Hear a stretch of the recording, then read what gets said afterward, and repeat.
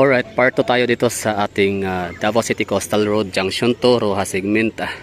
Update tayo ulit, no? Bali, ang oras na natitira natin dito is we have 33 minutes to go bago mag 5 PM, kung saan yun yung nakatakdang oras para i-open yung ating Davao City Coastal Road Junction to.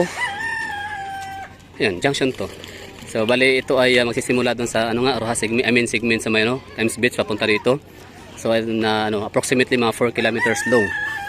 Ngayon, ang dito issue natin, no? Parang marami-rami yata tayo na medyo natataka dito. Paano to i-open na walang mga street lights? So far, meron tayong nakita ditong ilaw, pero ang tawag dyan ay power light lang muna, temporary. So ibig sabihin, baka bukas pa o susunod ng mga araw magkakaroon ng installment or installation ng taga nito mga solar lights or mga street lights natin dito sa lugar. Ano sa tingin nyo? Pa-comment, let me know your opinion. And meron akong narinig na mga mga chismis doon sa maraming grupo diyan, na nagkaroon daw ng statement si Mayor Basti Duterte na parang kini-question niya rin tong lugar na to, bakit daw to pilit bubuksan ngayon kung hindi pa naman daw talaga tapos ang kalsada. Tama naman, no? Kasi nga wala nga tayo nakitang naka-installed na solar lamp post or street lights. Wala rin tayo nakikitang mga markings, 'di ba, sa kalsada. So, I don't know kung sabagay, madali naman siguro lagyan ng marking sa gitna, like yung broken lines, white broken lines, or yung one solid line, or at least 2 solid yellow line. Pero so far wala pa.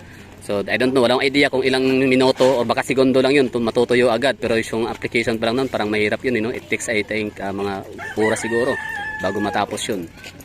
Tingnan nyo, wala pa, diba? Wala pang marking sa gitna. So, I think, ito pa rin, barricade na lang, iyan na lang siguro. Yung para na tayo para tayo may racing, 'di ba?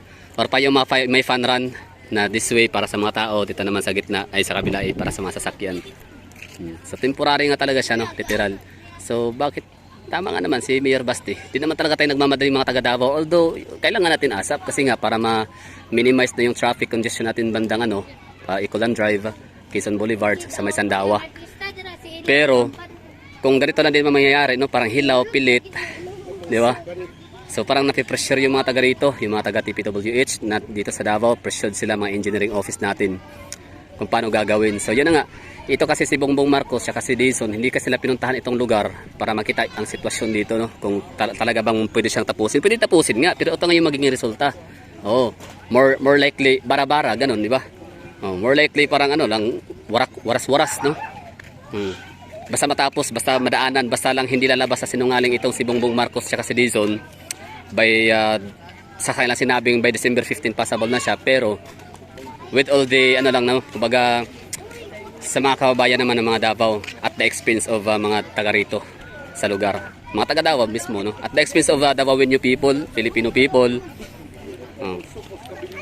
Di bali na bara-bara nga, di bali ng substandard or tawag nito, parang hindi naman masasay substandard. Ito na ngayon, ito na yung talagang yung mangyayari na daanan natin sa kabilang lane or kabilang line, espalto. And yung according kay Sir engineer, yun nakausap natin dito nung like mga December 5 or December 6 yata yun, na sabi ko sa kanya, pwede ba yung bakit espalto? Kasi pagkakalam ko ang espalto, di hamak na mas maganda pa rin talaga yung concrete cement kumpara sa espalto. Kasi overtime ang espalto nasisira yan, di ba? Nito parang magsisink ka. So sabi niya, okay lang daw kasi ang naman talaga daw, coastal road daw talaga ng Davao City ay asfalto. Which is totoo naman talaga, kita naman natin mula sa Junction 1 hanggang Junction 3 doon sa may Santa Ana, puro talaga asfalto yung mga naka-install or mga nakalagay na sa kalsada. Sabi ko naman sa kanya, bakit yung sa may Times Beach yung kanyang approach or yung kanyang labasan, exit and entrance area sa may Tulip Drive, hindi naman siya asfalto. So ang sagot niya, ulitin natin ito, so malinaw yung sagot niya, may tama, may punto siya doon. It makes sense naman. So kaya daw hindi yung asfalto doon, kaya daw ginawang concrete cement kasi nga ang ilalim daw talaga noon ay solid na lupa daw talaga siya. Unlike dito, kanal, ilalim ay drainage, box culvert, kaya pwede na daw ang asphalt. So ibig sabihin solid. Kita naman talaga natin solid din naman ang box culvert, mga higante, giant box culvert.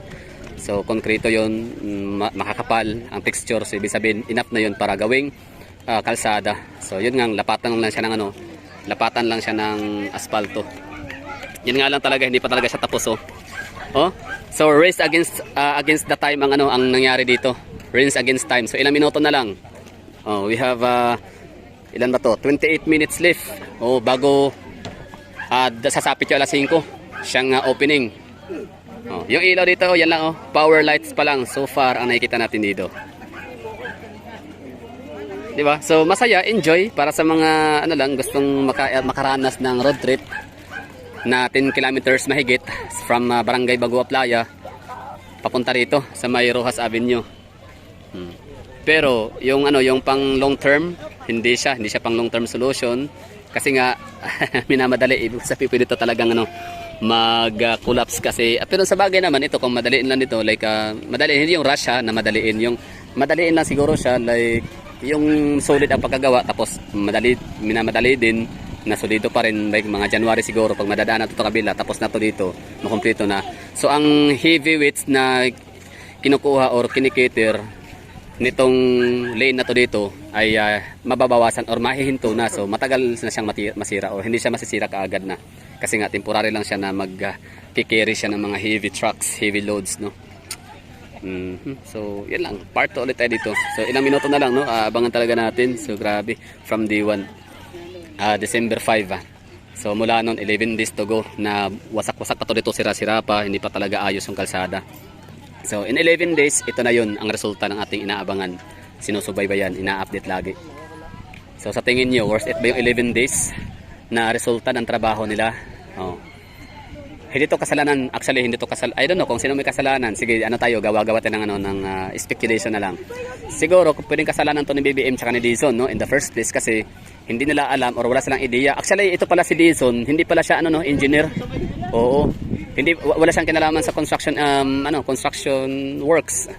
Kasi hindi pala siya basta na lang siya kinuha ni BBM as DPWH secretary. So wala siyang expertise sa DPWH. Hindi kagaya kay Mark Villar na kinuha ni Tatay Digong dati kasi si Mark Villar, meron silang construction firm. So ibig sabihin meron silang ideya sa tungkol sa pagpapagawa ng mga kalsada. Kaya kinuha siya as DPWH secretary. So i-search wala talaga siyang wala siyang alam, wala siyang knowledge. Ito si Secretary Dizon ng DPWH when it comes to public works and highways, mga ganyan. Lalo na si BBM, anong alam nun? Panigurado wala. Ito na yung yung resulta nila sa So yun ang mali ni BBM and Dizon in the first place kasi basta-basta na silang nagbabanggit ng December 15 passable na ang Bocana Bridge, samantalang hindi naman ganun pala kadali, hindi naman pala ganun ka ayos ang magiging resulta. Kahit pa 24/7 pala, kahit pala walang tulugan ang pagtatrabaho dito within 11 days. So ito yung resulta, kulang pa din. Walang mga solid markings or walang mga light mga markings sa daan. So ilang minuto na lang nakalipas. Walang markings sa daan, walang mga solid yellow lines, walang mga ilaw, lamppost naka-install. So baka bukas sunod na araw na. Bakit taing-tai ang ang mga taga DPWH / mga engineering natin dito sa Davao City natapusin ito kasi nga na-pressure sila ni BBM at ni Dizon. Bakit kaya hindi nila sinabing hindi pwede sir, no? Kung ako siguro yun, siguro siyempre sa aking katauhan, sa aking personalidad at karakter, di ako matakot na ayawan ng mga tao o ayawan ng aking boss, ng aking amo, as long as alam ko na mali talaga, natapusin ito within 11 days. Or i-open rather. Mali talaga na i-open siya within 11 days na kung ano yung na-achieve natin 11 days na construction natin, iyon na yun pagkasya natin kasi yun yung set date. Diba? So they're racing against time. Hirap kalaban ng oras sa totoo lang. Nako, grabe mapagbiro ang tadhana pag oras ang kakalabanin. So dapat chill lang talaga. So ito na yung natin dito, hitsura. Time check tayo dito. 4:36 na lang. So we still have ilang 14 minutes to go. Tama ba? 14 minutes, 36. 24 minutes yata. Ang mga tao dito, mga nakikiisyoso na, nagbibigay na ng kanya-kanya mga komento, sari-sari opinion, puro-puro. So, dito naman sa unahan. Yan pa yung ganap dito. Actually, itong ating segment roundabout, okay naman na siya, wala na siya problema. Passable na talaga. Actually, hanggang yan, Santa Ana, hanggang Ramon Magsaysay Park yan, pwede niyang madaanan. Matagal na yan tapos. Talagang ito lang yung natin dito pinoproblema. Yan, yung ating exit and entrance area sa may Rojas segment. Okay, so wala tayong expected na leading the ceremony of opening. I don't know kung si Mayor Basti parang nagkaroon na siya ng statement, di ba? Although hindi ko nabasa, hindi ko na nakita or hindi ko napanood somewhere na meron siyang sinabing ganun na kung niya itong opening nito sobrang pilit at minamadali.